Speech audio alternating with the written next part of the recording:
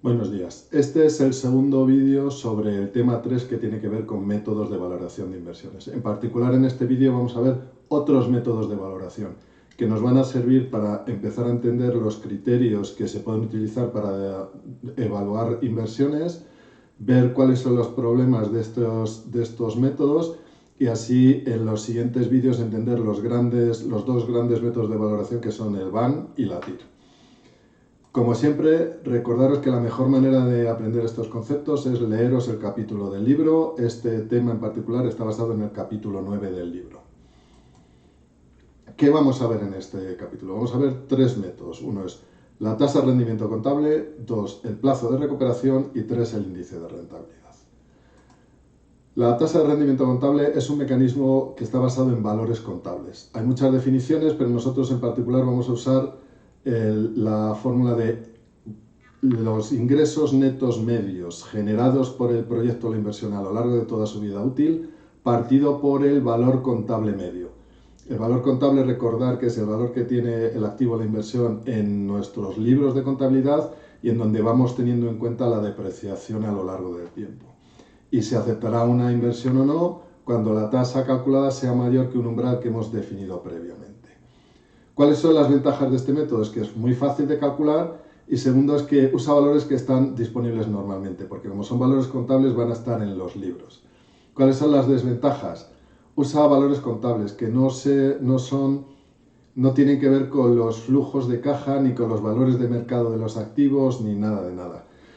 No tiene en cuenta el valor temporal del dinero. Es decir, no tenemos en cuenta si los flujos se van generando a lo largo de los años, o a lo largo de los meses, o en muchísimos años. Eso es algo que es importante a la hora de valorar cualquier inversión. Y el criterio para aceptar una inversión o no se basa en un valor que es muy arbitrario, porque los valores contables, como hemos dicho, no están relacionados con valores reales. Entonces, ¿cuál es el umbral adecuado para cada tipo de inversión? Pues no está tan claro. Es por eso por lo que este mecanismo no es muy usado en la realidad. Otro mecanismo que a veces se usa es el plazo de recuperación, que es básicamente cuánto tiempo tardo en recuperar la inversión inicial. Es decir, yo cojo, valoro o estimo cuáles van a ser los flujos de caja futuro y lo que hago es, si tengo que invertir 1000 y el primer año genero 500, el segundo año genero 500, pues al 1000 le quito los 500 del primer año y me siguen quedando 500 por recuperar. Le quito los 500 del segundo año y ahí recupero. Entonces el plazo de recuperación será de 2 años. Y para decidir cuándo se acomete una inversión o no, pues se define un umbral. Solo quiero acometer inversiones cuyo plazo de recuperación sea menor que 3 años, por decir algo. ¿Vale?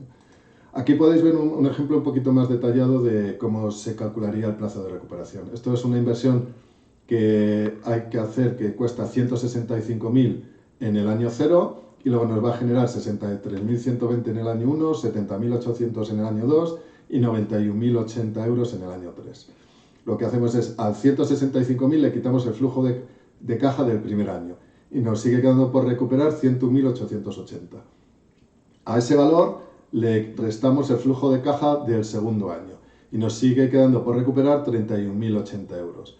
Y vemos que ya con el tercer año no solo recuperamos eso, sino que nos pasamos. Entonces, para calcular el periodo exacto de recuperación, se hace una simple regla de 3. Si el proyecto genera 91.080 euros en un año, para recuperar los 31.080 que me quedan por recuperar, pues esos son 0,34 años. Luego el periodo de recuperación son 2 años con 34 años.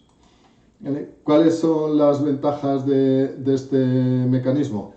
Es fácil de comprender, te ayuda porque por lo general no tienes en cuenta los flujos de caja que son muy lejanos, que son siempre más difíciles de estimar. Es más fácil entender cuánto te va a generar un proyecto o una inversión el año que viene, pero es más difícil estimar cuánto va a generar dentro de 10 años.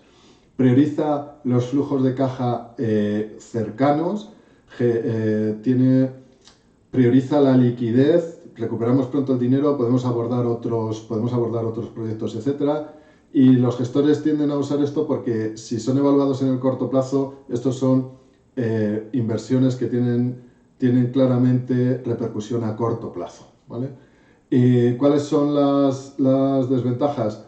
pues podemos rechazar proyectos, vemos cuáles se van, pero que tienen valor para la empresa, aunque no sean estos primeros 2 años, a lo largo del proyecto sí que han generado valor para la empresa. No considera el valor temporal. Hemos visto que restamos los flujos su valor, no los descontamos, no los trasladamos al momento inicial. El umbral no deja de ser artificial. ¿Por qué 2 años o por qué 3 años? Y no tenemos en cuenta los flujos de caja posteriores al umbral, a los 2 años que hemos decidido, ¿vale? Con lo cual penaliza los proyectos a largo plazo, aunque puedan generar valor para la empresa. Es por eso por lo que se creó este criterio, que es el plazo de recuperación corregido, que es lo mismo, solo que en vez de descontar los flujos de caja con el valor que tienen, se descuentan el valor actual de los flujos de caja, se traen al momento en el que haces la inversión. Entonces a la inversión le va restando los valores actuales de cada uno de los flujos de caja y calculo cuánto tiempo tarda en recuperar la inversión, pero teniendo en cuenta los valores actuales. Con esto ya sí tenemos en cuenta el valor temporal del dinero. Y el último índice o mecanismo que vamos a ver es el índice de rentabilidad, que es básicamente una medida del ratio entre el coste y beneficio.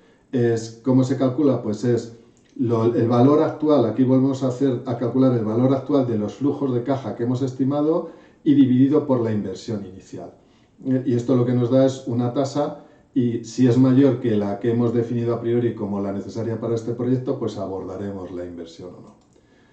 ¿Cuál es la ventaja de este mecanismo, de este índice? Es que es fácil de entender y de comunicar, y es el primero que empieza a tener en cuenta el valor temporal del dinero. De hecho, es muy similar, da resultados bastante similares al BAN que veremos posteriormente.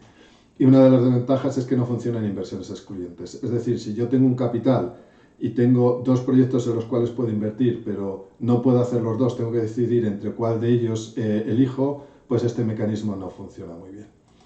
Y estos son los conceptos que os quería contar en este vídeo del tema 3.